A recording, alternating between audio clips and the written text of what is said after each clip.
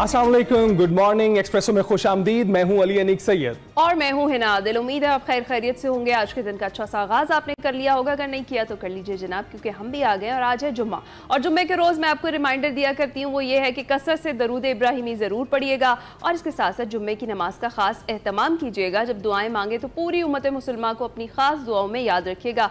तो जनाब जरा आगे बढ़ते हुए कुछ बात करते हैं ज़ायरीन के 40 मार्च के हवाले से, जिस मामले पर वफाकी और सूबाई हुकूमत और मजलिस वहदतुल मुस्लिमीन की क़यादत के दरमियान कामयाब मुज़ाकरात के बाद मार्च मौखर करने का ऐलान कर दिया गया है। वफाकी वज़ीर मुमलिकत बराए दाखिला तलाल चौधरी, गवर्नर सिंध, MWM और MQM की क़यादत ने मुश्तरका प्रेस कॉन्फ्रेंस में तफसीलात से आगाह किया। और वज़ीर मुमलिकत बराए दाखिला तलाल चौधरी ने यह कहा कि ज़ायरीन के पैदल सफ़र पर पाबंदी सिक्योरिटी खदशात के बायस आयद की गई थी, जो कि एक तकलीफ दे मगर नागुज़ीर फैसला था। और गवर्नर सिंध ने यह कहा कि उन्होंने रात गए ज़ायरीन से मुलाकात की और सूरत हाल को वफाकी हुकूमत के सामने रखा। ताहम तमाम फरीक़ैन की मुशावरत से 7 नुकाती मुआहिदा तय पाया, जिस पर मुकम्मल अमल दरामद के लिए एक मुश्तरका कमेटी कायम की जाएगी। ज़ायरीन के लिए मखसूस फ्लाइट ऑपरेशन 2 रोज में शुरू किया जाएगा। एडवांस में दिए गए जो बस किराए हुए उसकी वापसी को यकीनी बनाया जाएगा। हुकूमत मुआवनत करेगी। इराकी हुकूमत से वीजे की मुद्दत में तौसी के लिए राब्ता किया जाएगा। 60 दिन का ये वीजा होगा। जमीनी सफर के मुतबादिल इंतजामात पर भी गौर किया जाएगा। बॉर्डर पर मौजूद स्टूडेंट्स के लिए फौरी अहकामात जारी किए जाएंगे। पैदल मार्च रोकने के फैसले पर हुकूमत ज़ायरीन से माजरत खा है और ज़ायरीन से दरख्वास्त करी कि इस साल वो यहाँ पैदल सफ़र मत करें, बजरिया बसेस सफ़र मत करें और दरख्वास्त की गई है। ज़ायरीन के मसाइल के हल के लिए मुस्तकिल राब्ता कमेटी कायम की जाएगी। MWM के वाइस चेयरमैन मौलाना अहमद इकबाल रिजवी ने ऐलान किया है कि कारवान आज़ादारी को मौखर किया जा रहा है और हुकूमत के साथ होने वाले माहिदे पर मुकम्मल एतमाद है। उन्होंने कहा कि तमाम मुसलमान नवासे रसूल सल्लल्लाहु अलैहि वसल्लम इमाम हुसैन अलैहिस्सलाम से अकीदत रखते हैं और ये सफ़र हवाई हो, बहरी हो या ज़मीनी हो, ता क़यामत जारी रहेगा। तो ये ताज़ा तरीन अपडेट थी। इसके अलावा एक और अपडेट आ रही है पाकिस्तानी क्रिकेटर हैदर अली के हवाले से। पाकिस्तान शाहीन्स के दौरा इंग्लैंड में तनाज़े का वो शिकार हो गए हैं और पाकिस्तानी बैटर हैदर अली के खिलाफ ग्रेटर मैनचेस्टर पुलिस मुजरिमाना तहकीकात कर रही है। PCB ने उन्हें मुअत्तल कर दिया है। उनके खिलाफ पाकिस्तान क्रिकेट बोर्ड मजीद कार्रवाई भी करेगा, लेकिन उनको मुआवनत भी दी जाएगी। जी हाँ, इंग्लिश मीडिया के मुताबिक हैदर अली के खिलाफ किसी लड़की ने शिकायत दर्ज कराई और जरा ये बता रहे हैं कि क्रिकेटर को मैनचेस्टर पुलिस से जमानत पर रिहा कर दिया है। तहकीकात मुकम्मल होने तक वो बरतानिया से बाहर नहीं जा सकेंगे। उन्हें 3 रोज तक हिरासत में रखा गया। ये केस मुबैना तौर पर पाकिस्तान शाहीन्स के हालिया दौरा इंग्लैंड के दौरान पेश आने वाले एक वाक़े से मुताल्लिक है। हालांकि पुलिस या PCB की जानिब से इस बारे में कोई खास तफसीलात अभी तक मंजर-आम पर नहीं लाई गई हैं और बोर्ड ने भी इस बात की तस्दीक किया है कि हैदर अली को जो कानूनी मदद है वो फराहम की जाएगी, ताकि इस बात को यकीनी बनाया जा सके कि बरतानिया की तहकीकात जारी रहने के दौरान उनके हुकूक का तहफ़्फ़ुज़ किया जाए।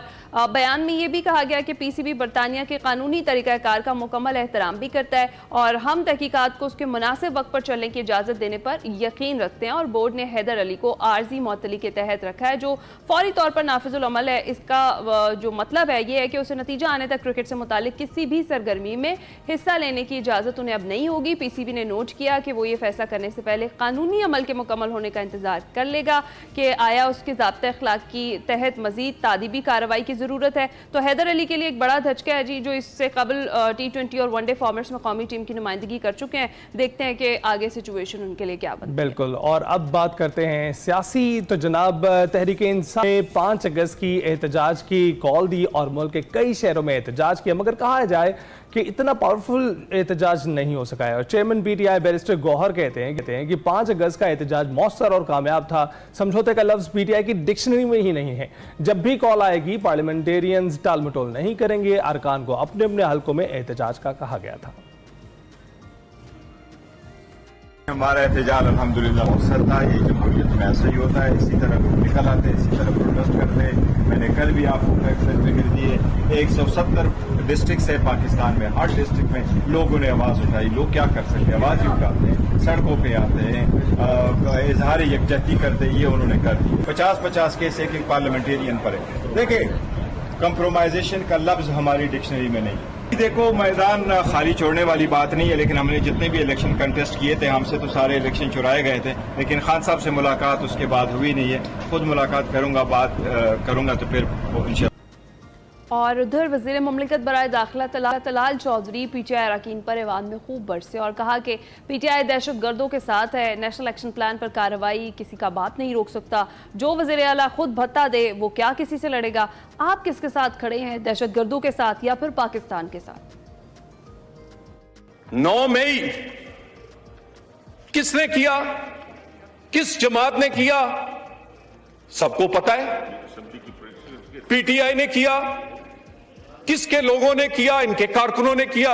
इनके बानी ने क्या कहा, जिसने ज़मान पार्क में मेरी हिफाजत ना की या इन एहतजाज में हिस्सा ना लिया, मैं उसको टिकट नहीं दूंगा। इन्हीं लोगों ने टिकट लेने के लिए वो आग लगाई और आज उसी के फैसले अगर ये भुगत रहे हैं तो ये कहते हैं अदालतों से फैसले आने चाहिए। आप तो बड़े लाडले हैं, पंजाब की अदालतों से फैसले आ रहे हैं, पेशावर की कोर्ट स्टे दे रही है, इससे ज्यादा बेहतर और क्या हो सकता है।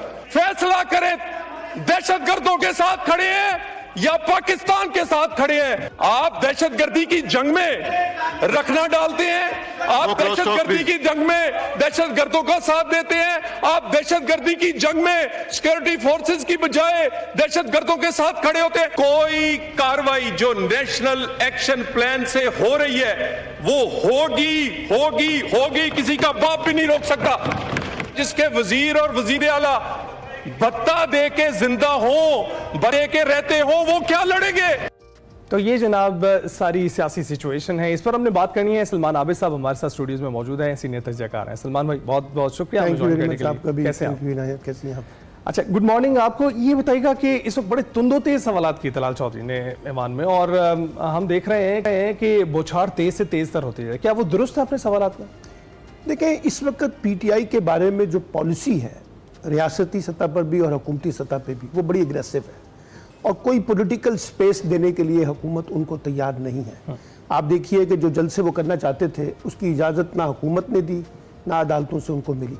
तो इस वक्त तो PTI के लिए सियासी रास्ते बंद कर दिए गए हैं और ये कहा यह जा रहा है कि PTI जो है उसके लिए कोई पॉलिटिकल स्पेस जो है वो क्रिएट नहीं होनी चाहिए। और जहाँ जहाँ भी उन्होंने एहतजाज करने की कोशिश की वहाँ हुकूमत ने पूरा उनका बंदोबस्त किया हुआ था। गिरफ्तारियाँ भी हुई, लोगों को मारा भी गया, उनको डराया भी गया, धमकाया भी गया। तो इस वक्त तो ये पॉलिसी है उनकी। अब PTI जो है वो खुद अपने क्योंकि तंजीमी बुरहान से शिकार है, दाखिली बुरहान का शिकार है, और मैंने पहले भी कहा था कि वो 5 अगस्त को कोई बहुत बड़ा एहतजाज नहीं कर सकेंगे क्योंकि एक तरफ उनका अपना मसला है पार्टी के अंदर और दूसरी तरफ उनको हुकूमत और रियासत कोई स्पेस देने के लिए तैयार नहीं है। तो PTI तो इस वक्त एक मुश्किल दुराहे पे खड़ी है। जहाँ तक ये तलखी है जो हुकूमत की जानिब से मुख्तलिफ वज़रा देते रहते हैं, वो अगर ये काम ना करें तो उनका और काम क्या है। 24 घंटे उनको इसीलिए लगाया गया है कि वो PTI के खिलाफ बैशिंग करें, चाहे वो तलाल चौधरी की सूरत में हो, चाहे वो किसी और अता तालर की सूरत में हो या किसी और सूरत में हो, क्योंकि हुकूमत के पास तो कोई और एजेंडा नहीं है। इसलिए वो पॉलिटिकल पार्टीज़ के तौर पर as a Muslim League Noon PTI पे बैशिंग करेंगे, PTI वाले मुस्लिम लीग नून पर बैशिंग करेंगे। तो ये तो एक जैसे कहते हैं टिकटॉक लगा हुआ है दोनों पार्टियों के दरमियान, वो चल रहा है। लेकिन मैं आपको एक बात बताऊं, पॉलिटिक्स ऐसे चल नहीं सकती अगर आप अपोजिशन के वजूद को तस्लीम नहीं करेंगे। उनके आप पहली दफ़ा पाकिस्तान की पार्लिमानी हिस्ट्री में कौमी असम्बली, सूबाई असम्बली पंजाब और सेनेट के अपोजिशन लीडर जो हैं वो नाहिल हो चुके हैं। पहली दफ़ा अरकान असम्बलियों को 10-10 बरस की सज़ाएँ सुनाई जा रही हैं। कई लोगों को गिरफ्तार किया गया है, कई लोगों के मुकदमात जो है वो ज़ेरे इल्तवा हैं, उस पर ताख़ीरी हरबे हैं, कई लोगों के ऊपर नाहली की तलवारें लटक रही हैं और कई लोग जो हैं वो इस वक्त PTI के अंदर इस बात पे परेशान है कि अगर वो बाहर निकलेंगे तो उनके खिलाफ गद्दारी के मुकदमे दर्ज हो सकते हैं, दहशतगर्दी के मुकदमे दर्ज हो सकते हैं। यानी आप अपोजिशन के वजूद को तस्लीम करने के लिए तैयार नहीं है। तकरीरें ज़रूर करते हैं कि जी हम मुज़ाकरात करेंगे, बातचीत करना चाहते हैं, फलां करना चाहते हैं, लेकिन कोई पॉलिटिकल स्पेस देने के लिए तैयार नहीं। जब आप अपोजिशन को दीवार से लगा देते हैं तो फिर उसका नतीजा क्या निकलता है? उसका नतीजा निकलता है कि मुल्क जो है वो इंतशार की सियासत में जाता है, बाजराई की सियासत में जाता है, टकराव की सियासत में जाता है और इस वक्त भी जा रहा है।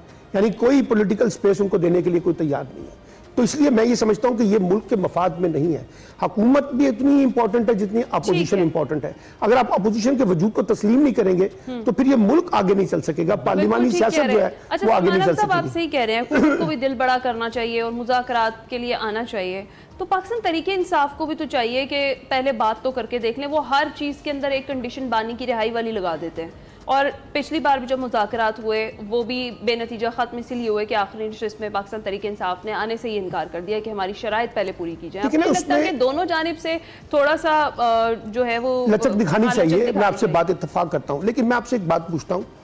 पीटीआई ये कहती है कि 9 मई के वाकयात के ऊपर एक अदालती कमीशन बनाया जाए। आप अपनी ईमानदारी से बनाएं कि हुकूमत ये पोजीशन में है कि वो अदालती कमीशन बनाएगी।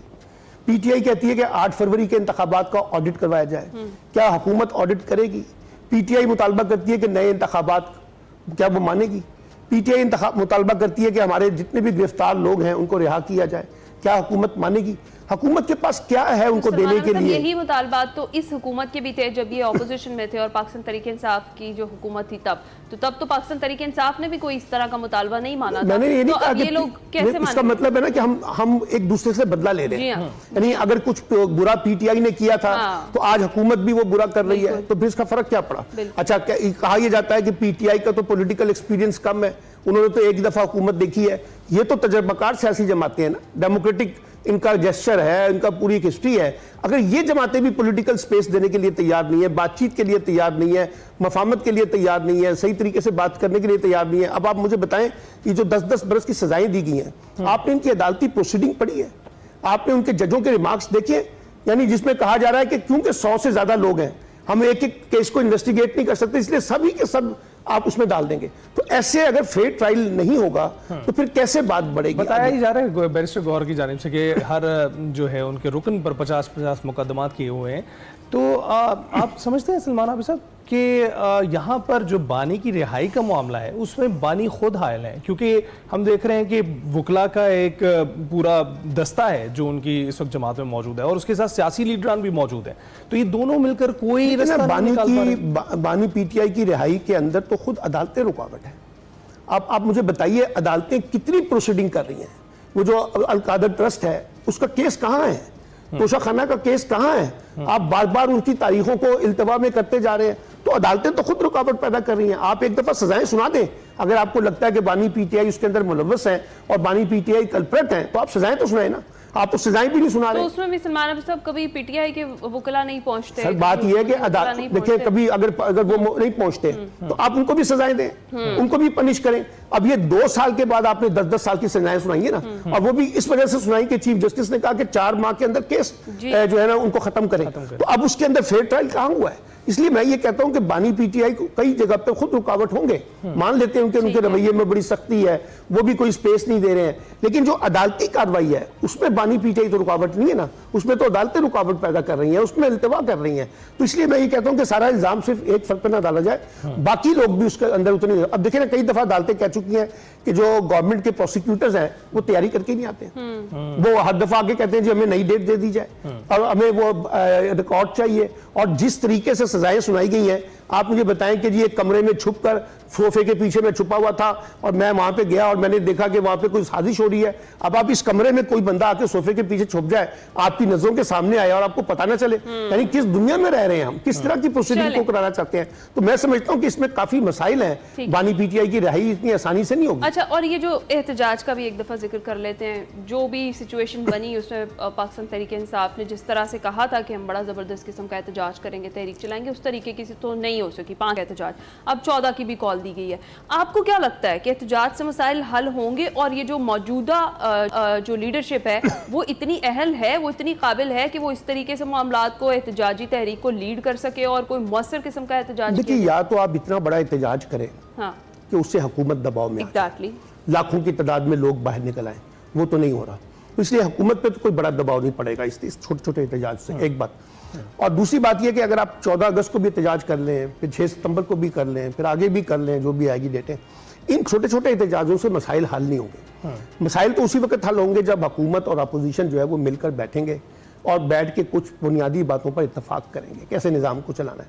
लेकिन अगर वो नहीं बैठते हैं तो इसका मतलब यह है कि मुल्क एहतजाजी सियासत का शिकार रहेगा, मुल्क के अंदर सियासी महाजराई बढ़ती रहेगी, पॉलिटिकल पोलराइजेशन बढ़ती रहेगी, इकोनॉमिक इंस्टेबिलिटी बढ़ती रहेगी, सिक्योरिटी के इश्यूज बढ़ते रहेंगे।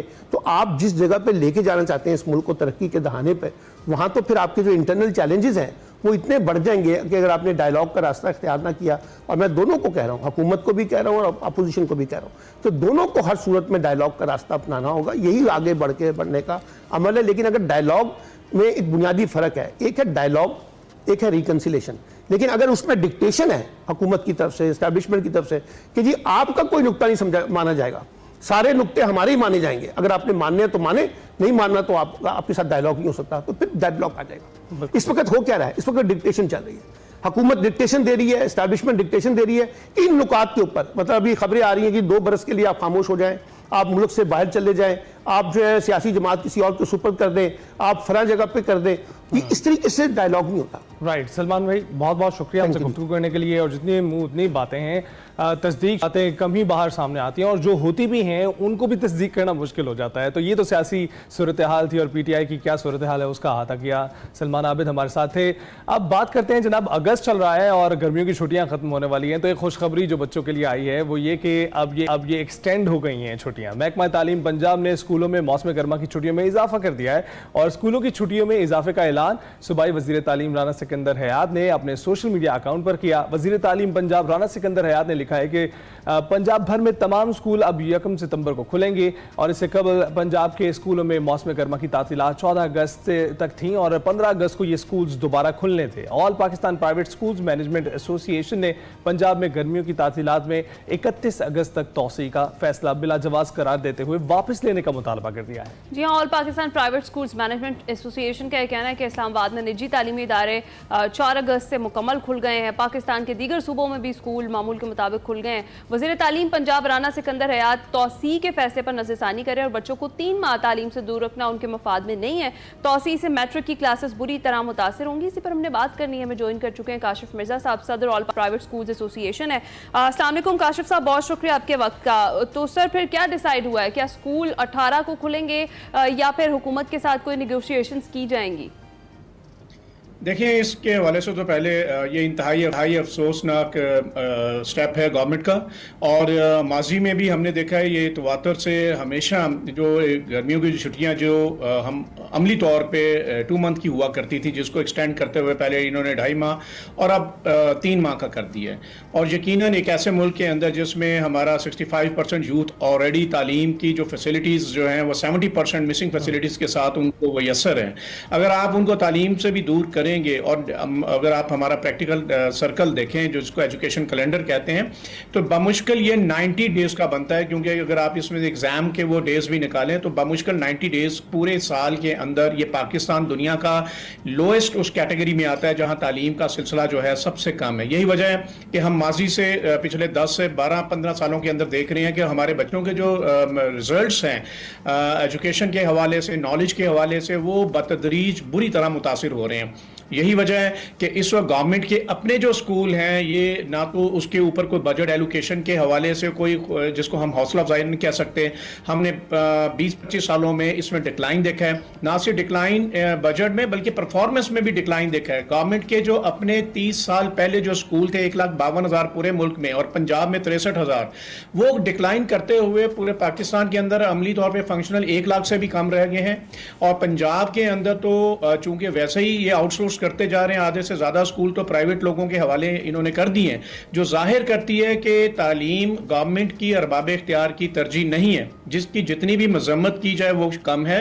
और मैं आपके इस फोरम से बड़ा जबरदस्त आपने ये आज का जो इशू रखा है, पेरेंट्स के हवाले से भी, टीचर्स के बच्चों के हवाले से भी ये मैं मुतालबा रखूँगा गवर्नमेंट से कि इसको रिव्यू किया जाए।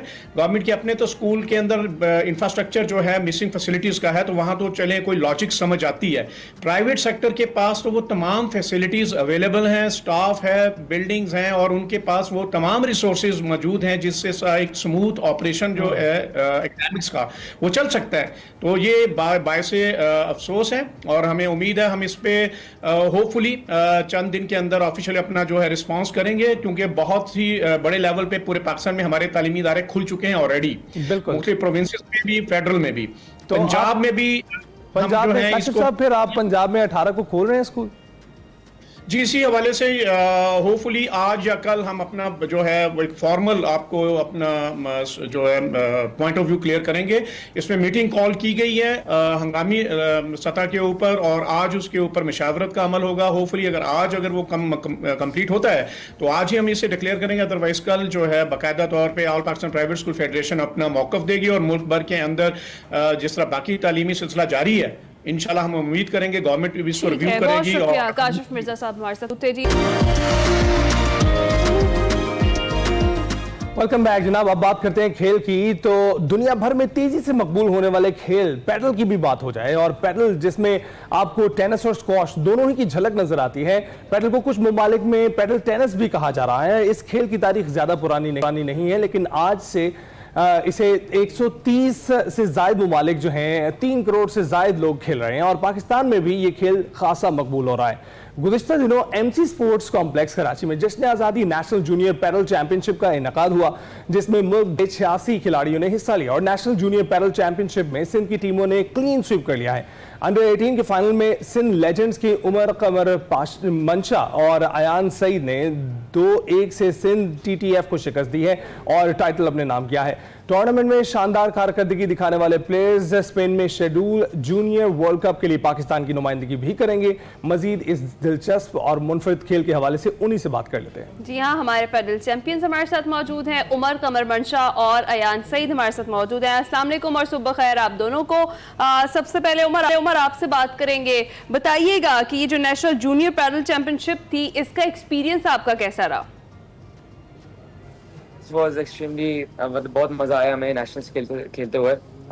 जब हमने खेला तो हमने एक्सपेक्ट नहीं किया था कि हम नेशनल्स में यहाँ तक पहुँच पाएंगे, स्पेशली जब हमने स्टार्ट किया बहुत आर टीएम के हमने नेशनल जीतना है, लेकिन जब हमने स्टार्ट किया तो we were facing so many tough matches कि हमें समझ ही नहीं आया कि हम लोग जीत पाएंगे या नहीं जीत पाएंगे, बट अल्हम्दुलिल्लाह with the grace of Allah we just won the finals.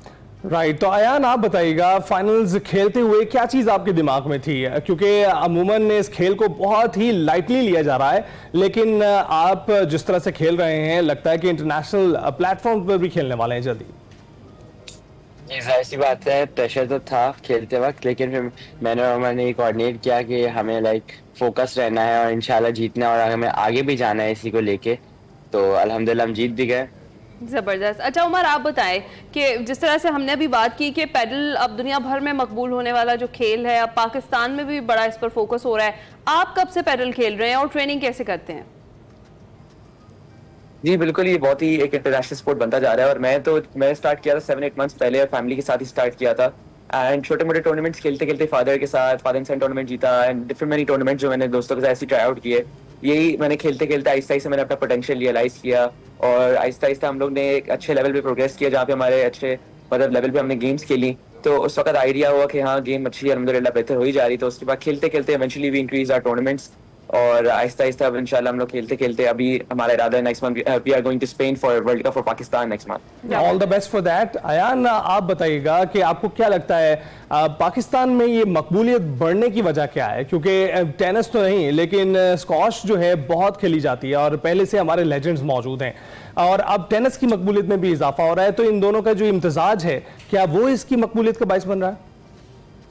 ये बिल्कुल एक राइजिंग स्पोर्ट है, ये आगे बरकरार रहेगा और रहता रहेगा, क्योंकि बिल्कुल ये पैडल एक नई चीज़ है और इसमें सब इंडल्ज हो रहे हैं और सब आ रहे हैं, सबको मज़ा भी आ रहा है इस गेम में, ये ट्रेंड की तरह चल रहा है। तो अल्हम्दुलिल्लाह हम भी इस ट्रेंड में चलते रहे और आगे, और अल्हम्दुलिल्लाह हम जीते। ज़बरदस्त। अच्छा उमर, आप बताएं, पैडल की कोई ख़ास टेक्निक होती है, और आपको क्या लगता है कि आप जो ट्रेनिंग करते हैं या फिर आपकी जो गेम है उसमें आप की जो ताकत है या स्ट्रेंथ समझते हैं, वो कौन सी टेक्निक है? असल इसमें काफी ग्रिप्स होती हैं, जैसे कॉन्टिनेंटल ग्रिप्स होती हैं, डिफरेंट टेक्निक्स होती है रैकेट होल्ड करने की। हम लोग जो यूज करते हैं वो कॉन्टिनेंटल ग्रिप होती है बेसिक, जो असल यूज करी जाती है। तो उसमें बेसिकली यही होता है कि आपने बहुत फोकस करना होता है रैकेट की टेक्निक पर, कि आपने रैकेट का फेस ओपन रखना है, नहीं रखना है, बॉल को किस तरीके से प्लेस करना है।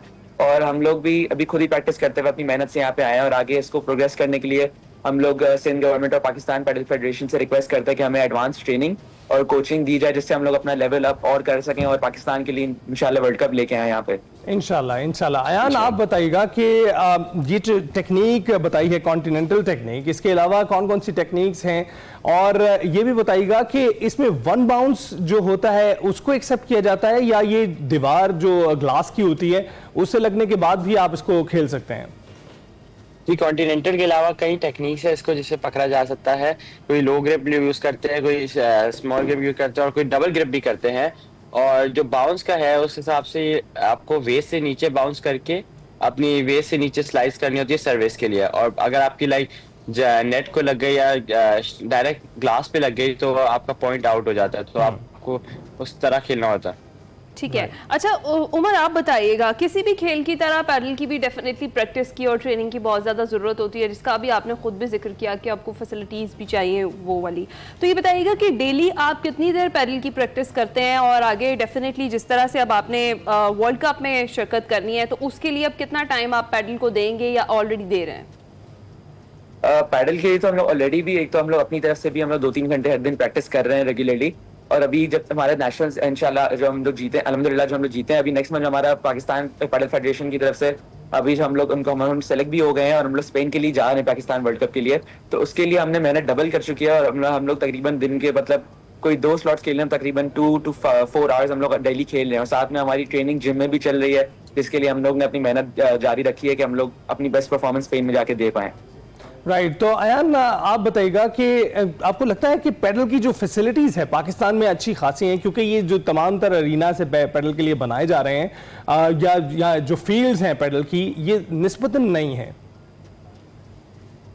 जी बिल्कुल, एक लेवल पे आप देख लें तो सही है, लेकिन मैं अपनी यही गवर्नमेंट से रिक्वेस्ट करूंगा कि वो और स्पोर्ट को करें, आगे बढ़ाएं और हमें सपोर्ट भी करें, स्पॉन्सर जैसे हमें करें, ताकि हम इसको अपनी दिल से खेल के जाएं और इसको आगे भी। बिल्कुल ठीक है। अच्छा उमर, आप बताइए, इस चैंपियनशिप का जिक्र करते हैं जिसमें आपने बड़ी नुमाया कारकर्दगी दिखाई है, आपको किसी पॉइंट पर लगा कि गेम हाथ से निकल गई है और किसी ना किसी पॉइंट पर चैलेंजिंग हुआ आपके लिए? असल जब हमारा सेमीफाइनल्स हुआ था तो उस वक्त हमें लगा था कि चलो हम लोग सेमीफाइनल्स इंशाल्लाह निकाल पाएंगे, क्योंकि अपोनेंट से दे वर वेरी टफ। हमने जब गेम खेली तो हमें आइडिया हुआ कि हम लोग ये तो बहुत टफ पड़ गया है, और क्योंकि उस वक्त दरअसल ये हो गया था कि when me and Ayan were playing, we won the first set, but second set में we were losing 5-2. तो we both were kind of like, हम लोग को समझ नहीं आई कि इस वक्त क्या हो रहा है, क्योंकि they were very tough opponent from KPK, and फिर वहीं से all our family was there, they were all supporting us very well. तो मैंने आयान को यही बोला, मैंने कहा नहीं यार, हम लोग कराची के पाकिस्तान के लिए खेलना है, हम लोग हार नहीं सकते, we have to bring the world cup from Spain for Pakistan। तो हमने वहीं से अपनी पूरी जान मारी, and with बात थर्ड सेट तक गई नहीं, हम लोग सेकंड सेट में ही हमने 5-2 से 7-5 पे अल्हम्दुलिल्लाह कमबैक किया, वी वन द मैच वहीं सेमीफाइनल पे। राइट। तो अयान, आप बताएं कि जब आप ये खेल की प्रैक्टिस करते हैं, ट्रेनिंग करते हैं, प्रोफेशनल ग्राइंड से तो आपको गुजरना ही होता है, लेकिन आपको मजा कितना आता है खेल खेलते हुए? जी बिल्कुल, इसमें मजा बहुत आता है और we take it as a fun sport. तो अल्हम्दुलिल्लाह इसको खेलते खेलते हमारा टाइम पास भी हो जाता है और we are physically strong and mentally strong. So ठीक है। अच्छा उमर, आप बताएं कि जो लोग अब आप लोगों से इंस्पायर होकर, जो हमारी यूथ इस गेम की तरफ आना चाह रही है, जो लोग अब कह रहे हैं कि पैडल हम वैसे तो खेल रहे थे जैसे अभी अयान ने कहा for the sake of fun, लेकिन अब वो इसको प्रोफेशनली आगे लेकर चलना चाहते हैं, उनके लिए क्या पैगाम है आपका? देखिए, जो बड़े बड़े प्लेयर्स हैं कि टापिया हो गया, कोई लोग जो इंटरनेशनल लेवल पे खेल रहे थे, all started at one point जो एज अ फन स्पोर्ट खेलते थे। इनकी ऑल एक बैकग्राउंड स्टोरी कि हमने बस ऐसी रैकेट पकड़ के शुरू किया था।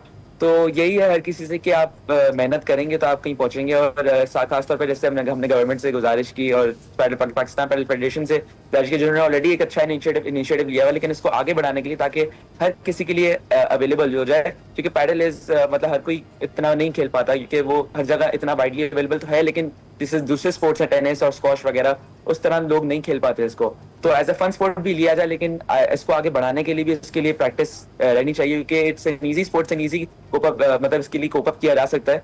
तो मेहनत करेंगे तो इंशाल्लाह एक दिन सारे ही आगे बढ़ जाएंगे। राइट, मेहनत करेंगे तो आगे बढ़ेंगे। और मंशा और आयान, आप दोनों का बहुत बहुत शुक्रिया, आपने गुफ्तगू की हमारे साथ और अपनी इस कामयाबी को शेयर किया। इसके साथ साथ ये जानना चाहिए कि जो हुकूमत सिंध है उनकी जानिब से इस खेल के इनेकाद को मुमकिन बनाया गया है और जो यहाँ खिलाड़ी हैं वो शिरकत करने में कामयाब रहे हैं। तो इसी तरह खेलों की तरवीज करते रहनी चाहिए और जो ये स्पॉन्सरशिप के मसाइल हैं वो भी हल होते जाएंगे अगर आप उसमें कामयाबियां समेटते जाएंगे। ब्रेक के बाद आ जाऊंगा। प्रोग्राम के दूसरे हिस्से में खुशामदीद। चलिए चलते हैं सुबह सवेरे सिरन किनारे, जहां वकार अहमद मलिक हर बार हमें दिलकश मनाजिर दिखाते हैं। तो देखते हैं कि इस बार वो कौन से मनाजिर दिखा रहे हैं। आइए देखते हैं।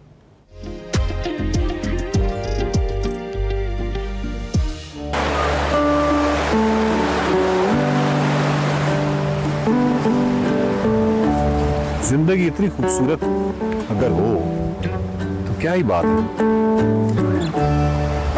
जिंदगी खूबसूरत है, खूबसूरती तलाश भी करनी पड़ती है ना सर। यहाँ पे तो मतलब वो है नहीं जिसको कहते हैं सब कुछ परफेक्शन। जी हाँ, हर चीज अपनी परफेक्शन है।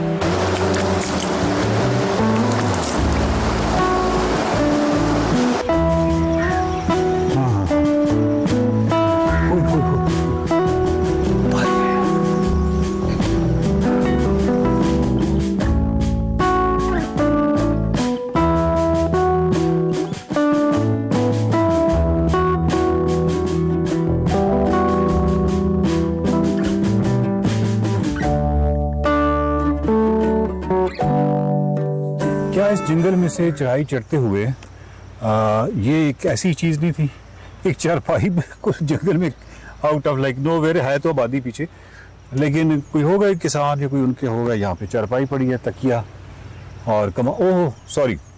अस्सलाम वालेकुम नाज़रीन, मैं वकार अहमद और आप देख रहे हैं सुबह सवेरे सिरन किनारे।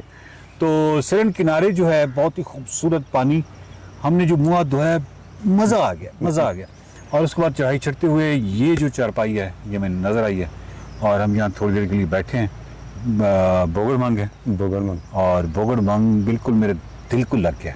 आगे वादी की तरफ निकल रहे हैं। बोगड़मंग अपनी खूबसूरती के साथ, सारी चीज़ों के साथ हम पीछे छोड़ के आगे निकलने जा रहे हैं। वंस अगेन हम पहले भी ये अर्ज़ करते रहे हैं कि ऐसा नहीं है कि जो कुछ दिखाया गया है या जो कुछ अभी तक हमने कवर किया है वो कहीं अल्टीमेट था। अभी हम बहुत शहर के निस्बतन करीब वाले इलाके में हैं, सेटल्ड एरियाज़ में से हैं, और यहाँ पर भी नेचुरल ब्यूटी प्रिजर्व्ड है, मौजूद है, विजिबल है, नज़र आती है, आप इसको एंजॉय कर सकते हैं। लेकिन जैसे जैसे इस सफ़र पर, इस रास्ते पर आगे जाया जा रहा है वैसे वैसे आप नेचर के मज़ीद करीब होते चले जाएंगे। बात यह है कि वकास खान को देख के मुझे अपना माजी उस हवाले से याद आया जब मैं टूरिस्ट गाइड के तौर पर काम करता था। तो कराकोरम हाईवे पे अच्छा हमारी आदत नहीं थी, बेसिकली हमको झूठ नहीं बोलते थे, हम बड़े दिल से कहते थे कि ये क्या आबशार है। यानी कोहिस्तान में जब इब्तदाई आबशारें आती थी तो हम कहते थे अपने जितने भी पार्टिसिपेंट यानी वो जो लोग होते थे मेहमान, उनको कहते थे कि ये क्या आबशार है, आबशार तो आ गया।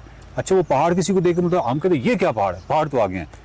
और वो कोई लाशुरी तौर पर हम इतना ज़्यादा इस्तेमाल करते थे कि एक दफ़ा एक टूर पर हम वापस आ रहे थे तो मैंने देखा कि कुछ खवातीन आगे बैठी हुई हैं और बार बार कह के गूंज रहे हैं। और उसकी वजह क्या है, मिसाल के तौर पे एक खातून मैंने सुना कि वो कह रही है दूसरी को, वो देखो सड़क पे गोबर पड़ा है, वो कहती है ये क्या गोबर है, गोबर तो आ गया है। अच्छा दूसरी कहती है कि वो देखो बकरियां, ये क्या बकरियां, बकरियां तो आ गए। तब मुझे पता चला कि ये मेरी किट लगाई जा रही है और ट्रोलिंग की जा रही है। मुझे आइडिया तब हुआ, मैंने कहा अच्छा इसका मतलब मैं बहुत ज़्यादा इस्तेमाल करता हूँ।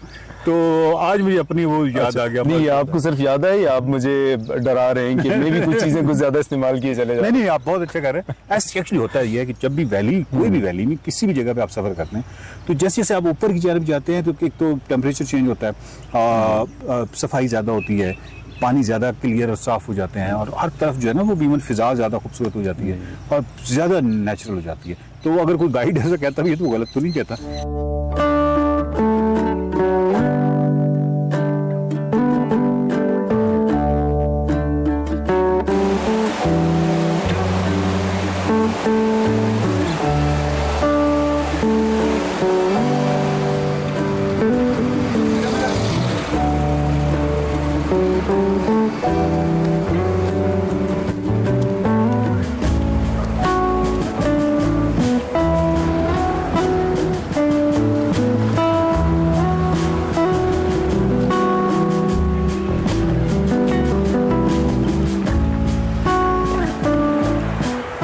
अब सड़क से थोड़ा सा हम नीचे उतरने लगे।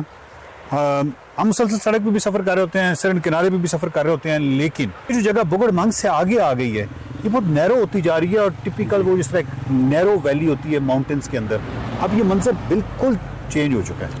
तो जैसे मैंने आपसे पहले भी गुजारिश की थी कि हम वो सेटल्ड एरिया से निकल गए। अब ये इंद्रासी कहते हैं इस जगह को। अच्छा, गांव का नाम है आबादी का।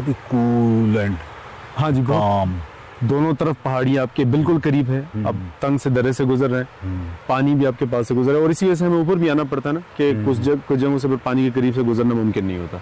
तो अभी सड़क से दोबारा नीचे की तरफ जा रहे हैं, नीचे जाके पानियों से करके फिर अपना सफर जारी रखेंगे। असल में मुंह हाथ धोने का जो मजा है ना, आपको क्या बताऊं, हर थोड़ी देर बाद मुझे होता है कि नीचे जाके एक दफा मुंह हाथ धो लिए।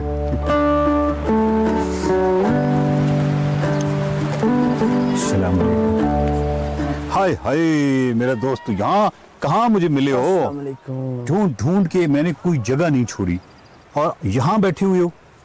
नाम क्या है? खिजर खान। खिजर खान, खिजर खान साहब, आपका क्या हाल है? क्या हाल है? क्या हाल है? खिजर खान साहब, हम आपको ढूंढते हुए लाहौर से आए हैं, आप यहाँ बैठे हुए हैं एक वादी में छुप के। हमें ये नीचे रास्ता है जी, रास्ता है। आप हमें थोड़ी सी गाइड कर देंगे कि यहाँ साथ ही है ना, आप आए हमारे साथ। चलो ठीक है, आप चाहें। हाँ जी, खिजर खान साहब हमारी रहनुमाई करेंगे। खिजर खान ही है ना? खिजर है जी। खिजर तो रहनुमा ही है ना? हाँ, खिजर तो है ही रहनुमा। खिजर, ये मेरे खिजर हैं।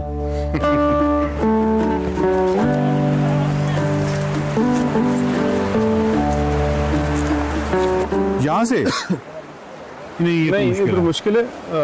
कोई और आसान, उधर से। चलो उधर से, ये मुश्किल है। ये खिजर हैं, खिजर ही, लेकिन क्योंकि ये खुद मुश्किल रास्ता उतर सकते हैं तो उनको हमसे ये उम्मीदें हैं।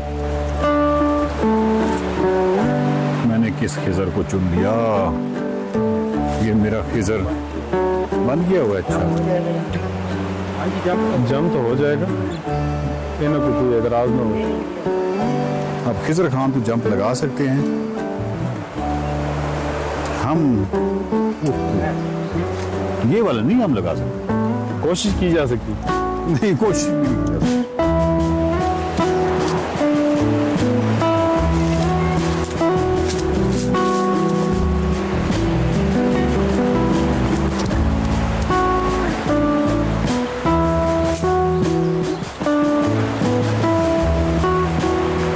हुई, ये तो एक प्यारी सी बच्ची है यहाँ पे। कैसे हाल बेटा? ठीक हो? ठीक है। क्या हाल है? ठीक हो?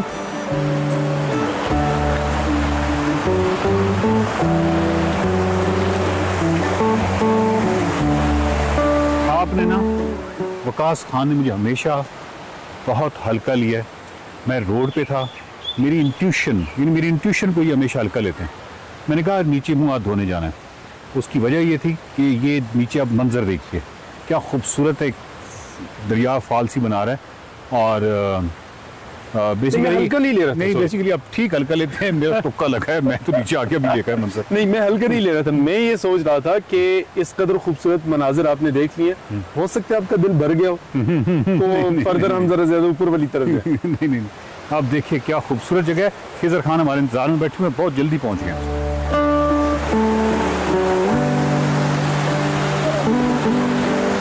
खिजर भाई,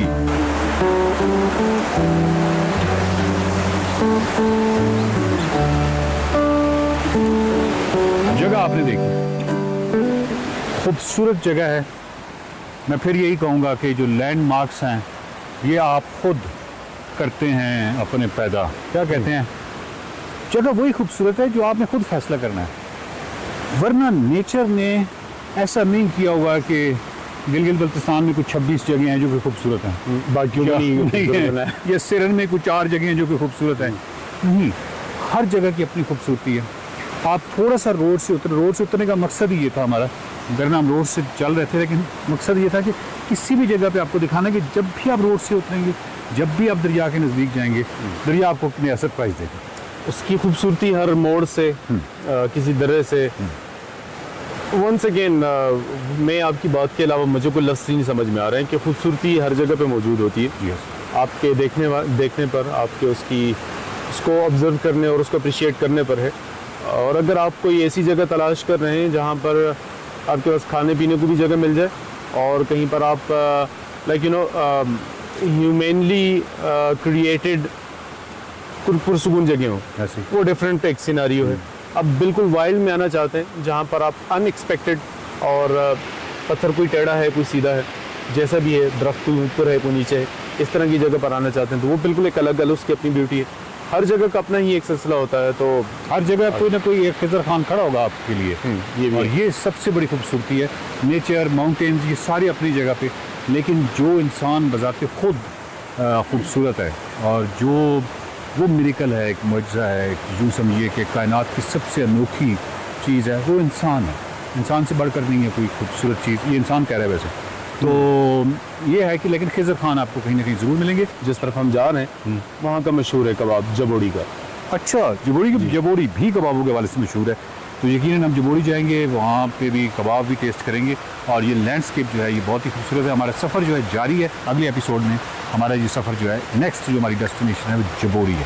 तो अगली एपिसोड तक इजाज़त दीजिए, देखते रहिए सुबह सवेरे सिरन किनारे। देखिए अभी याद नहीं हुआ, याद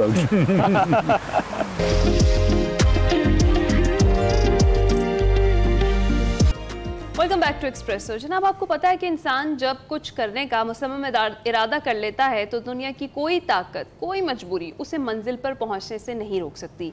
ऐसी ही एक नाकाबिले यकीन दास्तान है कोयटा के नौजवान मोहम्मद सादिक काकड़ की, जो ना कभी स्कूल गए और ना कॉलेज, सीधा मदरसे से बेल्जियम की यूनिवर्सिटी जा पहुंचे और किसी गैर मुल्की यूनिवर्सिटी से कानून में डॉक्टरेट करने वाले पहले पाकिस्तानी आलिम दीन का एजाज़ हासिल कर लिया। जी हाँ, आज कराची स्टूडियो में हमारे साथ मौजूद है डॉक्टर मोहम्मद सादिक काकड़। उन्होंने बनूरी आलमिया से साल 2008 में दरस निज़ामी मुकम्मल की, तो असरी तालीम का शौक हुआ, कानून पढ़ने यूनिवर्सिटी गए तो FA ना होने की वजह से दाखिला नहीं मिला। फिर प्राइवेट FA करके उन्होंने इंटरनेशनल इस्लामिक यूनिवर्सिटी के शोबा कानून में दाखिला लेकर तदरीसी अमल शुरू किया और शरिया एंड लॉ की डिग्री हासिल करके 2014 में वकील बन गए। 2019 में HEC की स्कॉलरशिप के तहत टेस्ट में टॉप किया और 2021 में बेल्जियम जा पहुंचे और रवां साल जून में PhD मुकम्मल कर लिया। मजीद उनके दिलचस्प और मोटिवेशनल ये जो कामयाब सफ़र है उसकी कहानी उन्हीं से जानते हैं। बिल्कुल डॉक्टर सादिक, बहुत बहुत शुक्रिया हमें ज्वाइन करने के लिए। कैसे हैं आप? बहुत बहुत शुक्रिया जी, मैं बिल्कुल ठीक हूँ। आपकी जर्नी तो बहुत इनक्रेडिबल है और यहाँ हम देख सकते हैं कि आप एक ब्रिज का काम कर रहे हैं। जो दीनी तालीम हासिल करने वाले हैं उनको दुनियावी तालीम का रास्ता दिखा रहे हैं। तो बताइएगा कि ये जर्नी शुरू कहाँ से हुई? ये तो आपने ख़ुद भी मेंशन कर दिया कि ये जर्नी जो है ये मदरसे से शुरू हुई। यही कराची जामे बिन नौरिया साइड कराची से शुरू हुई ये जर्नी। ग़ालिबन 1998-99 में मैंने मदरसे में दाखिला लिया था, तो 2008 में मेरी वहाँ से फ़रागत हुई। और फिर जिस तरह हमारे मुल्क में असरी उलूम का एक अलग सेटअप है और मजहबी जो दीनी उलूम है उनका अलग है, तो फिर मैं इस्लामाबाद चला गया इंटरनेशनल इस्लामिक यूनिवर्सिटी। और तब से लेकर 2020-21 तक जब मैं बेल्जियम जाने लगा तो स्ट्रगल ही चलती रही 12-13 साल। और फिर 2021 में मैं बेल्जियम चला गया PhD करने के लिए और अभी हाल ही में जून में मैंने अपना थीसिस जो है उसका डिफेंस दिया और वापस पाकिस्तान चला आया। ज़बरदस्त। अच्छा सादिक काकड़ साहब, आपकी ये जो जर्नी है, आपने कहा कि वो चैलेंजिंग भी रहा बहुत ज़्यादा। चैलेंजेस के हवाले से भी बताइएगा और ये भी बताइएगा PhD आपने किसमें की है और ये जो बेल्जियम जाने तक का सफ़र था कि क्या क्या मुश्किलात हायल रही इस सफ़र में, वो भी बताइएगा। चैलेंजेस तो बहुत ज़्यादा होती है। जिस तरह हमारे मुल्क में दीनी उलूम का एक अलग सेटअप है और असरी का अलग है, तो जब मदरसे के तलबा दूसरी तरफ आना चाहते हैं तो उनको दाखिले भी नहीं मिलते हैं और उनकी जो असनाद वगैरह होती है वो भी वहाँ पे इस लेवल तक रिकग्नाइज़ नहीं होती कि उनको एडमिशन मिल जाए। यही वजह है कि फिर मुझे 2 साल उसूलुद्दीन में दाखिला लेना पड़ा इस्लामिक यूनिवर्सिटी में। मैं MA उसूलुद्दीन के कोर्सेज पढ़ता रहा और दूसरी साइड पे मैंने FA किया, तो MA के बाद मैंने FA किया और फिर लॉ में एडमिशन लेने में कामयाब हुआ। ये वो पहला चैलेंज था जो दाखिला ना होने का था। दूसरा ये था कि वहाँ पे मुझे बिल्कुल वो असरी उलूम की चीज़ें बिल्कुल कुछ नहीं आती थी, स्पेशली लैंग्वेज का बैरियर था। तदरीसी अमल जो था, क्लासेस वगैरह सब कुछ इंग्लिश में थे, तो मुझे बिल्कुल समझ भी नहीं आती थी। तो फिर मैंने इंग्लिश इम्प्रूव करने की कोशिश की तो और तीसरा चैलेंज होता वो सोसाइटी का था, जाहिर सी बात है कि मैं जाने लगा था तो मैं ना मजहबी तबके में बिल्कुल, यहाँ वाले कुछ लोग एतराज़ कर रहे थे और जहाँ जाना चाह रहा था वहाँ पे फिट नहीं हो रहा था। तो ये वो 5-6 साल तो वो स्ट्रगल था वकील बनने तक, जो बिल्कुल हर तरफ से मुझे फेस करना पड़ा। बिल्कुल। और डॉक्टर साहब हम समझ सकते हैं इस सारी जर्नी की जो आप मुश्किलात बता रहे हैं, लेकिन बताइएगा कि इसे अबूर करने के बाद क्या तब्दीलियां आपने अपने अंदर महसूस की हैं, और ख़ासकर जब आप बेल्जियम में ज़ेर तालीम थे वहाँ क्या तब्दीलियाँ आई? बेल्जियम में तो जब मैं गया तो एक चीज़ मेरे सामने थी कि मैं वहाँ एज अ पाकिस्तानी जा रहा हूँ। वो अलग बात है कि मेरे मदरसे की एजुकेशन वहाँ भी हाईलाइट हुई। मेरे डिफेंस में स्पेशली मेरे प्रोफेसर ने भी इस चीज़ को मेंशन किया था कि सादिक एक दीनी मदरसे का ताल्लुक है, सादिक का ताल्लुक एक दीनी मदरसे से रहा है। और फिर मैंने तंज़ी अंदाज में उनके साथ भी थोड़ी सी गपशप की उस डिफेंस के दौरान के वेस्टर्न मीडिया तो मदारस के बारे में बहुत कुछ कहता है, लेकिन वो मुझे एक्सपोर्ट किया है उन्होंने।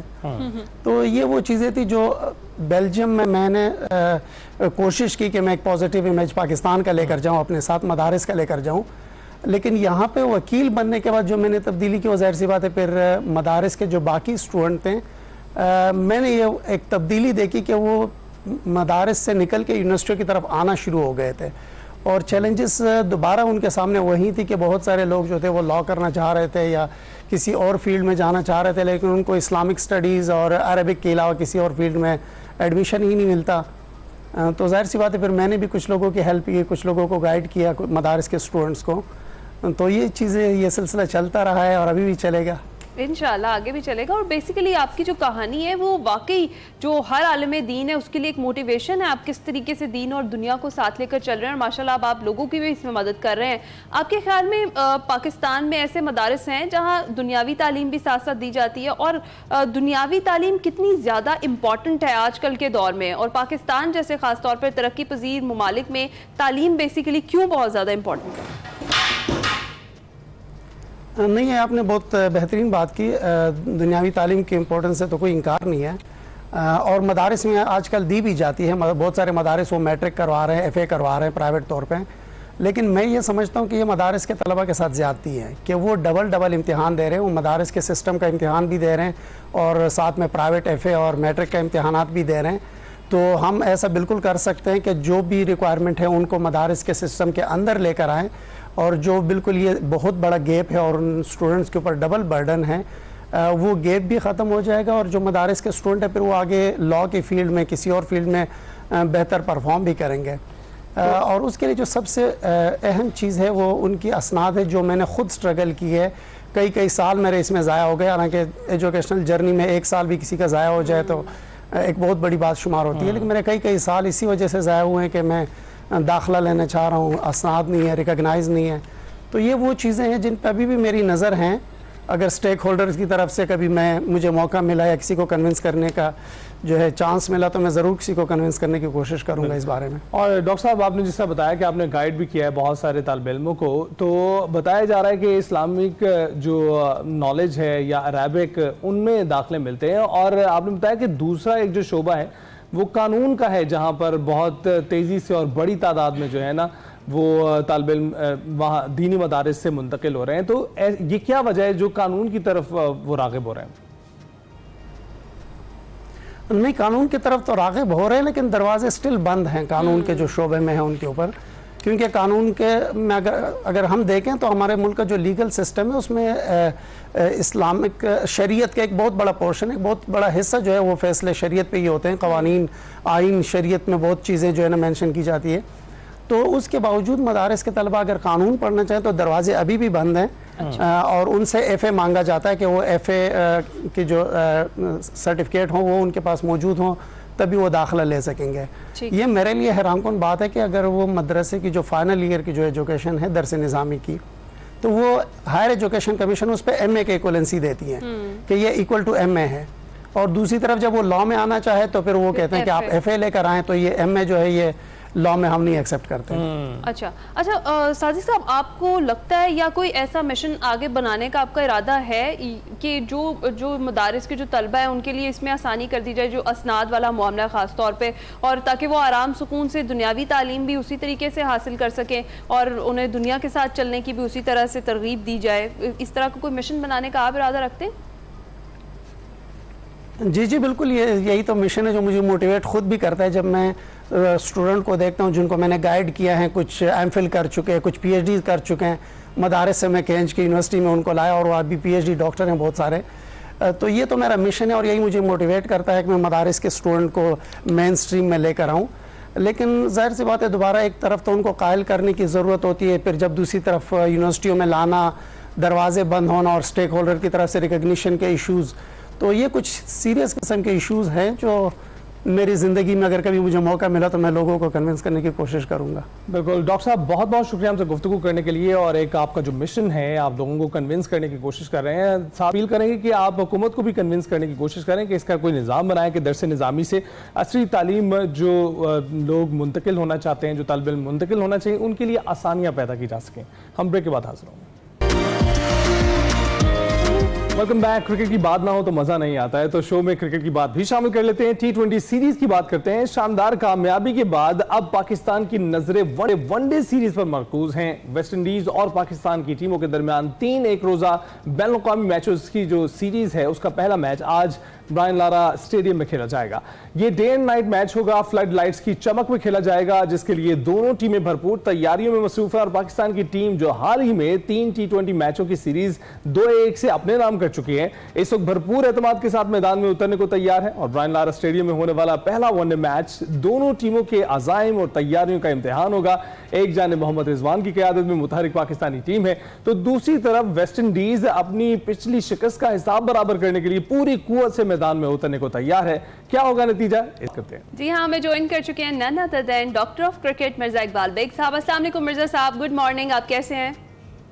वालेकुम अस्सलाम। है ना, मैं बिल्कुल ठीक हूँ। आपको भी सुबह बखैर उर्दू में, और अली अनीत सैयद आपको भी सुबह बखैर। सुबह बखैर सर। अच्छा मिर्जा साहब, क्या समझते हैं जिस तरह से T20 सीरीज की जीत थी जिस पे हम बड़े एक्साइटेड भी हो गए, उसका तसलसल वनडे फॉर्मेट में भी बरकरार रख पाएगी हमारी टीम? देखिए है ना, अगर कंपैरिजन किया जाए दोनों टीमों का, तो वेस्ट इंडीज की टीम इस वक्त आईसीसी की जो ओडीआई रैंकिंग है उसमें 10वें नंबर पर है और पाकिस्तान की टीम 4थे नंबर पर है। तो पाकिस्तान को एडवांटेज होगा वेस्ट इंडीज के खिलाफ, क्योंकि पाकिस्तान ने गुज़िश्ता बरस ऑस्ट्रेलिया और साउथ अफ्रीका को वनडे सीरीज में हराया था। ये अलग बात है, चैंपियंस ट्रॉफी में हमारी परफॉर्मेंस इतनी अच्छी नहीं रही, लेकिन अगर आप पाकिस्तान की ओवरऑल कारकर्दगी देखें as compare to West Indies, तो पाकिस्तान को एक नफसियाती बरतरी जरूर हासिल होगी। लेकिन वेस्ट इंडीज ने अभी अपने मुल्क ने जो 3 T20 सीरीज खेली है, एक बांग्लादेश के खिलाफ, 2 इंग्लैंड के खिलाफ गुज़िश्ता 1.5 बरस से, तो उन तीनों T20 सीरीज में वनडे सीरीज में वेस्ट इंडीज की टीम जीती है। तो वनडे सीरीज में उसकी कारकर्दगी निस्बतन बेहतर रही है। लेकिन अब चूंकि पाकिस्तान की बड़ी मजबूत टीम है और मुझे लग रहा है कि पाकिस्तान जो है वो व्हाइट वॉश कर सकता है अगर वेस्ट इंडीज कोई अपसेट ना करे, क्योंकि उनकी बॉलिंग बड़ी हल्की है। सिवाय शेमार जोसेफ के उनकी बॉलर्स को इतना तजुर्बा नहीं है। गुडाकेश मोती है उनके लेफ्ट आर्म स्पिनर, लेकिन पाकिस्तान की बॉलिंग भी तगड़ी है, बैटिंग भी तगड़ी है। तो मैं समझता हूँ कि आज के, और फिर खास बात यह कि पाकिस्तान 1988 के बाद से वेस्ट इंडीज के खिलाफ कोई बायलैटरल वनडे सीरीज नहीं हारा। इस दौरान 7 सीरीज हुई है दोनों ममालिक के दरमियान और 7 की 7 में पाकिस्तान एक ड्रॉ हुई है और बाकी जीता है। उसके अलावा पाकिस्तान की टीम जब आखिरी मर्तबा वेस्ट इंडीज में 2017 में ओडीआई सीरीज खेली थी तो उसमें पाकिस्तान को कामयाबी हुई थी। बिल्कुल मिर्जा साहब, लेकिन आप देख ही रहे हैं पाकिस्तानी टीम नए रिकॉर्ड्स बना रही है, तो खदशा पैदा हो जाता है कि इस बार कैसा वो परफॉर्म करने वाले हैं। तो ये बताइएगा कि अब जो पहला मैच है उसमें स्कोरिंग मैच आपको नजर आ रहा है या लो स्कोरिंग मैच नजर आ रहा है? देखिए, ये Brian Lara cricket stadium Trinidad and Tobago में ये मैच हो रहा है और पोर्ट ऑफ स्पेन का, ये दारुल हुकूमत पोर्ट ऑफ स्पेन में आता है ट्रिनिडाद एंड टोबैगो। और खास बात यह है कि वहां की हुकूमत ने ब्रायन लारा जिसका वर्ल्ड रिकॉर्ड है उसे पोर्ट ऑफ स्पेन में एक बड़ी हाइट वाली जगह पर, जिसे कहा जाए कि पहाड़ी टाइप की है, वहां स्पेशल ब्रायन लारा को जमीन दी थी जहां उनका एक ऐसा घर है लेविश किस्म का जो क्रिकेटर्स के लिए मशले राह है क्या करेंगे तो आपको इस तरह की चीजें मिलेंगी। तो ब्रायन लारा के नाम से उन्होंने इस क्रिकेट स्टेडियम को ट्रिनिडाद के मौसूम किया है। अब ये कहा नहीं जा सकता किस तरह की पिच होगी, लेकिन पाकिस्तान के लिए डिफरेंट एटमॉस्फेयर होगा। पहले पाकिस्तान अमेरिका में, फ्लोरिडा में, लॉडरहिल में खेला, अब पाकिस्तान जाकर वेस्ट इंडियन सरजमीन पर खेलेगा। एक जमाने में वेस्ट इंडीज की जो पिचेस थी वो फास्ट बॉलर्स के लिए बड़ी साजगार साबित होती थी, लेकिन अब बज़ाहिर ऐसा लग रहा है कि वो मामला खत्म होता नजर आ रहा है। लेकिन मुझे लग रहा है कि इस पिच पर बाउंस होगा, हमने देखी नहीं पिच, लेकिन इस पिच पर बाउंस होगा और पिच बैटिंग के लिए ज्यादा साजगार साबित हो सकती है। अच्छा, और मिर्जा साहब फखर जमान की जो एब्सेंस है उससे कितना फर्क पड़ेगा टीम की परफॉर्मेंस पे? देखें ना, अगर फखर जमान को आप देखें, वो फिटनेस प्रॉब्लम्स का काफी अरसे से शिकार रहे हैं, लेकिन उनकी अदम मौजूदगी इसलिए वो नहीं होगी कि बाबर आजम टीम में वापस आ गए। मयूब जबरदस्त फॉर्म में, गुज़िश्ता 9 ओडीआई इनिंग्स में उन्होंने 3 सेंचुरियां स्कोर की हैं, और साइम अयूब अब्दुल्ला शफीक के साथ इनिंग्स ओपन करेंगे। फिर उसके अलावा जो है वो बाबर आजम है, फिर रिजवान है, फिर सलमान अली आगा है, उनके अलावा हसन नवाज जिनका ताल्लुक लिया से है, साउथ पंजाब का एक शहर, और लिया से पाकिस्तान के एक और टेस्ट क्रिकेटर आए थे जिनका इंतकाल हो गया, मुनीर मलिक। तो हसन नवाज लिया में पैदा हुए, वहां क्रिकेट खेले, फिर वो वहां से इस्लामाबाद आ गए, तो तवक्को है कि उनको इस वनडे इंटरनेशनल मैच में चांस मिलेगा जिस तरह की उनकी परफॉर्मेंस रही है। और फिर उसके बाद अब मोहम्मद नवाज को खिलाते हैं ये, या फिर ये कि ये फहीम अशरफ को प्रेफरेंस देते हैं, या हुसैन तलब को, और फास्ट बॉलिंग के शोबे में आपके पास शाहीन शाह अफरीदी हैं जिनकी 137 विकेटें हैं। तो पाकिस्तान का कॉम्बिनेशन बड़ा जबरदस्त है as compare to West Indies. मैं समझता हूँ फखर जमान की कमी इतनी महसूस नहीं होगी। राइट, तो मिर्जा साहब आपने शाहीन का जिक्र किया, शाहीन के अलावा कौन से बॉलर्स हैं जिन पर भरोसा किया जा सकता है? देखिए, हसन अली वापस आए हैं, हसन अली क्या परफॉर्मेंस देते हैं ये देखना होगा। नसीम शाह फिटनेस प्रॉब्लम का शिकार है। अबरार अहमद को पाकिस्तान को खिलाना चाहिए, जो टीम T20 हुए थे उसमें अबरार को नहीं खिलाया वेस्ट इंडीज के खिलाफ। अबरार ऐसे बॉलर है मिस्री जो वेस्ट इंडियन बैट्समैन आमतौर पर लेग स्पिनर के खिलाफ थोड़ी जिद्दोजहद में मसरूफ नजर आते हैं। इसकी रीजन क्या है? अबरार को वैसे हम देख रहे हैं बड़े अरसे से ले जाया जाता है लेकिन बाहर बिठा दिया जाता है, इसकी वजह क्या, उन्हें खिलाया क्यों नहीं जाता? इसकी वजह जो क्रिकेट की सियासत और क्रिकेट के गिमिक्स है, क्योंकि आपको पता है कि शादाब खान टीम के वाइस कप्तान है, उनके कंधे का ऑपरेशन हुआ है, वो टीम से बाहर है। अगर अबरार को आप रेगुलर मौके देंगे तो अबरार कहीं अपनी जगह ना बना ले, तो जगह खाली छोड़ने के लिए अबरार अहमद को पानी पिलाने पर जो उनकी ड्यूटी लगा दी जाती है, लेकिन ऐसा होना नहीं चाहिए। क्रिकेट में इस तरह के गिमिक्स, इस तरह की चालाकियां होती हैं। मैं समझता हूं कि अबरार को मौका मिलना चाहिए, बिल्कुल मिलना चाहिए। और मिर्जा साहब, रिजवान और बाबर भी एक्शन में दोबारा नजर आएंगे। आपको लगता है बाबर तो फॉर्म से आउट थे, अब आपको लगता है कि इस बार उन पर बड़ी भारी जिम्मेदारी है अपना आप मनवाने की? देखिए, बाबर के लिए गोल्डन अपॉर्चुनिटी है। अगर वो इस वनडे सीरीज में परफॉर्म करते हैं तो फिर जो शुरू हो रही है 9 अगस्त से 29 अगस्त से 7 सितंबर तक ट्राई सीरीज यूएई में है, जिसमें कि अफगानिस्तान, पाकिस्तान और मुत्तहिदा अरब अमारात हैं, और फखर अनफिट है। अगर बाबर परफॉर्म करते हैं तो Babar definitely will make his way to the Pakistan team, वो वापस आ जाएंगे। वैसे भी ओडीआई में उनकी वेस्ट इंडीज के खिलाफ परफॉर्मेंस बड़ी जबरदस्त रही है। बाबर आजम ने 711 रन बनाए वेस्ट इंडीज के खिलाफ ओडीआई मैचेस में, और पिछली दफा जब 2000 पाकिस्तानी टीम जब गई थी तो बाबर आजम जो थे वो इतने तजुर्बाकार नहीं थे, लेकिन अब उनका एक्सपीरियंस है। मैं समझता हूँ उनके लिए मौका है कि वो दोबारा कम बैक करें। ठीक है। अच्छा, वैसे मिर्जा साहब, ऑन दी अदर साइड आप माशाल्लाह से क्रिकेट इंसाइक्लोपीडिया, और वैसे भी हर खबर पर आपकी नजर होती है बड़ी गहरी। ये हैदर अली के साथ क्या मामला हुआ, जरा वो भी बताएं। देखिए ना, पाकिस्तानी क्रिकेटर्स के साथ ये अलमिया है कि जब आप मुल्क से बाहर जाते हैं तो आपको ये सोचना चाहिए कि आप अपने मुल्क के सफीर होते हैं। अब हैदर अली पर इल्जाम लगाया गया है, अभी उस इल्जाम की तहकीकात हो रही है। उनके वहां लॉयर रखे हैं, एक पाकिस्तान में बैरिस्टर मोइन जो है वो उनका केस लड़ रहे हैं, और हैदर अली को 3 दिन तक जो है 3 अगस्त को ग्राउंड से उनको पुलिस पकड़ कर ले गई थी, ग्रेटर मैनचेस्टर पुलिस। 3 दिन तक वो पुलिस की तहवील में रहे, और कभी ऐसा बहुत कम देखने में आया कि ग्राउंड से किसी खिलाड़ी को ले जाया जाए। आपको लगता है ये ठीक रिवायत है? अगर आपने जुर्म किया है तो रिवायत तो ठीक है, अगर जुर्म नहीं किया तो कोई बात नहीं। लेकिन हैदर अली के साथ ये ट्रेजेडी, बड़ा यंग अपकमिंग टैलेंटेड प्लेयर है, अटक से उसका ताल्लुक है, वनडे भी खेला है पाकिस्तान के लिए, T20 भी खेला है। मुझे याद है 2020 में कोविड के जमाने में जब उसने इंग्लैंड में अपना T20 डेब्यू किया था तो निस सेंचुरी बनाई थी। अब उसको इन्वेस्टिगेट किया गया 3 दिन तक और उसके बाद जमानत पर उसको रिहा कर दिया गया है हैदर अली को, और 2 हफ्ते के अंदर अंदर उसको जो है मजीद बुलाया जाएगा और उस दौरान वो जो है वो इंग्लैंड नहीं छोड़ सकता। पाकिस्तान शाहीन वतन वापस आ गई, उसके खिलाड़ी हैदर अली का जो क्रिकेटिंग इक्विपमेंट थे वो लेकर आए। लेकिन माजी में एक खिलाड़ी था, मुझे अच्छी तरह से याद है, 1996 में जीशान परवेज पाकिस्तान की अंडर 19 टीम के साथ वेस्ट इंडीज गया और उस पर भी इसी तरह का इल्जाम लगा और फिर साबित हो गया उसका करियर तबाह हो गया। और भी पाकिस्तान के कई क्रिकेटर्स हैं कि किसी न किसी मामले में मुलविस होते हैं, तो ये उनकी ट्रेनिंग होनी चाहिए प्रॉपर तरीके से ताकि मुल्क का नाम बदनाम ना हो। अभी तो महज इल्जाम है, अल्लाह करे कि ये इल्जाम हो, लेकिन इस इल्जाम की वजह से पाकिस्तान की जो जगहसाई जो बदनामी हुई है वो यकीनन पाकिस्तान के लिए बड़ी सुख्ती का बाइस बनी है। बिल्कुल। और मिर्जा साहब वैसे क्रिकेट बोर्ड तो हेल्प आउट कर रहा है तमाम जो कानूनी मामलात है, एक प्लेयर के पास वैसे क्विकली ये बताइएगा कि ऑप्शंस क्या बचते हैं अगर इस तरह की सूरत हाल से वो दो चार हो जाए तो? देखिए वहां पर तो लॉयर की फीस भी बहुत ज्यादा है ना। बैरिस्टर मोइन जो है केस लड़ रहे हैं और पाकिस्तान क्रिकेट बोर्ड ने कल एक प्रेस रिलीज जारी किया है कि वो हैदर अली को लीगल जो है सपोर्ट फराम करेंगे। अब देखते हैं कि आगे क्या होता है। पाकिस्तानी हाई कमीशन भी इसमें इन्वॉल्व है। पाकिस्तानी हाई कमिश्नर मोहम्मद फैसल के साथ राब्ता है क्रिकेट बोर्ड के चेयरमैन मोहसिन नकवी का, लॉयर का। अब देखते हैं आइंदा 2 हफ्ते में क्या प्रोग्रेस होती है। देखते हैं कि अगले 2 हफ्तों में क्या प्रोग्रेस होती है। मिर्जा साहब बहुत बहुत शुक्रिया हमसे गुफ्तगू करने के लिए और सीरीज के मुतालिक हमें आगाह करने के लिए। स्टेडियम के बारे में जो आपने इंफॉर्मेशन शेयर की है वो भी काफ़ी इंटरेस्टिंग है। तो हमारे नाज़रीन बहुत पुरजोश हैं जो सीरीज होने वाली है उसे देखने के लिए और ख़ासकर बाबर आजम को इन एक्शन में देखने के लिए। ब्रेक के बाद हाजिर होंगे।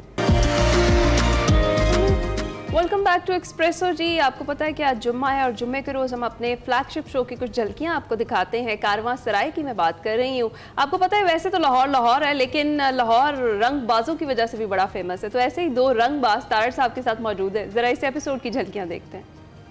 एक बात मैं अर्ज कर देता हूँ कि लाहौर ने बहुत सारे मजहब बदले लेकिन अपने आप को नहीं बदला, अपना कल्चर नहीं बदला। अब लाहौरियों को रंगबाज भी कहते हैं।